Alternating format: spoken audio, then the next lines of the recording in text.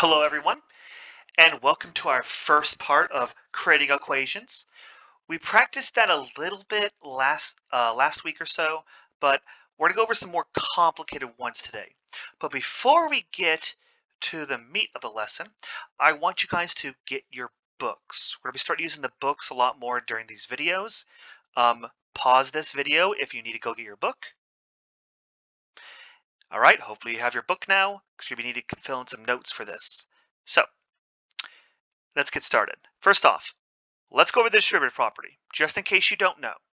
If you're ever in a situation where you have a number being multiplied on the outside of parentheses, and there's two or more terms being separated by addition or subtraction, you can multiply them. But you have to multiply each term. It gets distributed to everything. So 3 is 3 times x and 3 times 5. 3x plus 15. And the order doesn't matter. The x plus 5 could be first, and the 3 could be second, but then it's still the 3 gets multiplied to x and 5. And this works for not just addition, but subtraction too. So if you have more than one term being separated by addition or subtraction in parentheses, and you can't combine them, you're going to need to use the distributive property. And you need to keep in mind what the distributive property when we do our work today, okay guys? So please keep that in mind. So let's go over an example of creating an equation based on a word problem. So here we have a problem on page 56, example B. Go ahead, pause the video if you need to go get that. Go to turn that page. All right, here we go. Mari, Carlos, and Amanda collect stamps. Carlos has 5 more stamps than Mary, and Amanda has 3 times as many stamps as Carlos. Although they have 100 stamps. Altogether, they have 100 stamps. Don't make that mistake. Altogether, not all though.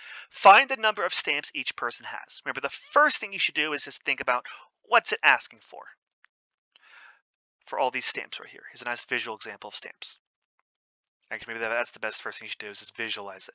Then, let's figure out what we're looking for. It says right here that we need to find the number of stamps each person has. And then looking more at it, I notice that Carlos has 5 more stamps than Mary, and Amanda has 3 times as many stamps as Carlos.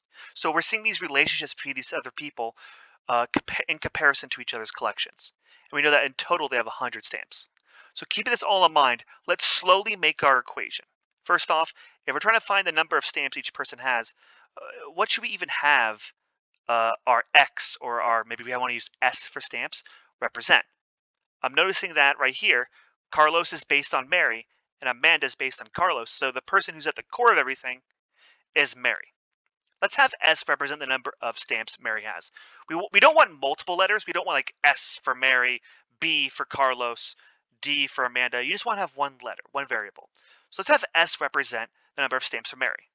But if S is for Mary, and Carlos has 5 more stamps than Mary, then can't we just say that Carlos is S plus 5, right? It's Mary plus 5.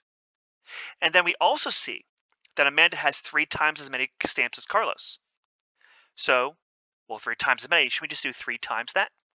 Notice how I'm going to put S plus 5 in parentheses, because if she's 3 times as much as Carlos, you have to include the whole thing, not just 3S plus 5, but 3 parentheses S plus 5. Now, we have the stamps for Mary, the stamps for Carlos, and the stamps for Amanda. We know that altogether they have 100 stamps. Remember, altogether, what should we do with all these things? Think we should subtract them? No, we should add them together, right? But now we have our equation. Remember, the hardest part is always going to be setting up the equation. But once we have that set up, we can now go ahead and solve it. So if you remember PEMDAS, if I ever see parentheses, let's deal with that first. So let's go ahead and we use the distributive property. 3 times S is 3S. 3 times 5 is 15. Now that we have all these things right here, don't we have a lot of S's? Let's combine the like terms. S plus 3S is 5S.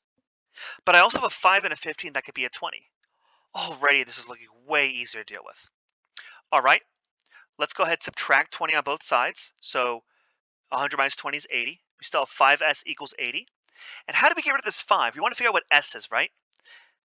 What's the opposite of 5 times S? Oh, isn't it dividing by 5? Yeah, let's divide division property of equality, divide both sides by 5. 80 divided by 5 is 16. So now we're done, right? We can just go on, move on with our lives? No, we're not done yet. What does S represent? It represents the amount of stamps Mary has. But we need to figure out how much Carlos and how much Amanda have too. So, with this information in mind, if Mary has 16, Carlos has 21 because it's 16 plus 5 is 21. And Amanda has 63 stamps because if you take this answer and multiply it by 3, because Amanda has 3 times as much as Carlos, well, 3 times 21 is 63. So now we have all our answers, but the question is, are we 100% correct? Well, I'm noticing that altogether they have 100 stamps. So to check my work, could I just add these up and see if they give us 100? Yeah. Turns out, if you add them up, you'll get 100. And that's just an example how you would set things up with the distributive property. Keep in mind that our goal right now is that we want to make equations. I'm going to go back a little bit. We want to make equations right here that only have one letter. So that's why we had S for Mari, and then we built off that S to make Carlos's situation and Amanda's situation. So please be careful with that.